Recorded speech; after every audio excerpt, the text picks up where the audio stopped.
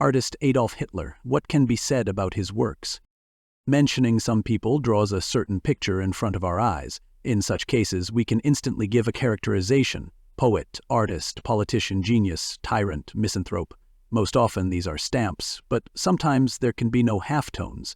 And I would be glad not to write about Adolf Hitler at all, but my pedagogical practice makes me interested in how his personality was formed. The surname Hitler itself was supposedly the result of a mistake by the parish priest, who incorrectly recorded the surname of Alois Hitler, Adolf's father, in the Book of Births.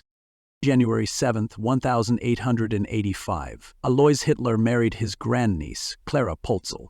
He was 47 years old at the time. Clara was 22 years younger. Because of their family connection, they had to take a marriage license from the Vatican. This was Aloysius's third marriage, and his two heirs from previous marriages, son Aloysius and daughter Angela, went to Clara along with the new status. Clara's first 3 children did not survive, and in 1889, Adolf was born. 5 years later, he had a brother, Edmund, and 2 more years later, a sister, Paula. This is probably the happiest period in the life of Adolf Hitler. He studied well, sang in the church choir, and helped the priest during Mass. Soon, however, because of his father's constant nagging, his half-brother left home, and his father turned all his parental expectations on Adolf, wanting him to become an official. And in the year 1900, Edmund, 6 years old, died, and Adolphus was left as the only son in the family. He entered the town school and walked 6 kilometers to and from the school.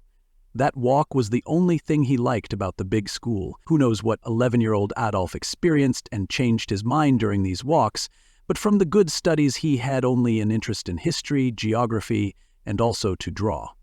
Adolf Hitler stayed for a second year. At the beginning of 1903 year, the father of the family died. Despite the endless disputes and conflicts, Adolf still loved his father and, at the coffin, uncontrollably sobbed. Later he continued his education only out of love for his mother and often skipped classes. Now he was free from the pressure of his father and firmly decided to become an artist. His French teacher Gemer gave such a characterization of young Adolf: Hitler was undoubtedly gifted, although one-sided.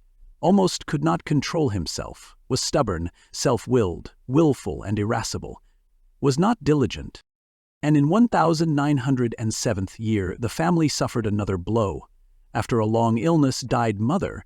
The eldest daughter, Angela, was already married, and Adolf and underage Paula were left alone. By this time, Hitler had already had the unpleasant experience of failure in the second round of examinations at the Vienna Academy of Art, but he made a second attempt in 1908 year, but this time he did not even pass the first round. According to legend, the rector of the academy told the young Hitler, "Do anything, but do not pick up a brush." It must be assumed that the teacher then more than once bitterly repented of his words. For a while, Adolf Hitler continued to draw and even began to earn a decent income from postcards, the subjects of which he copied from old engravings. The court found him capable of supporting himself, and Adolf gave up his orphan's pension in favor of Paula, a remarkable episode. Hitler's paintings were successfully sold by the Jew Reingold Ganisch. In August 1910, Hitler filed a report with the police commissioner's office in Vienna that Ganisch withheld from him part of the proceeds and stole one painting. Ganisch was sent to prison for 7 days, and from then on, Hitler sold his paintings himself. As a professional painter, Adolf Hitler, of course, did not succeed. His copies are equally detailed, and characteristically there are almost no people among the architectural complexes. And when he independently tried to depict the landscape, it turned out something like soapy sketches, like this. And here you can see from the unfinished copy that the author worked unprofessionally, drawing from top to bottom. And this work is interesting from a psychoanalytic point of view. However, the most expensive painting that belongs to Hitler's brush is a cheerful bunch of red zinnias. If Hitler drew flowers from life, he is clearly stronger in botany than landscape.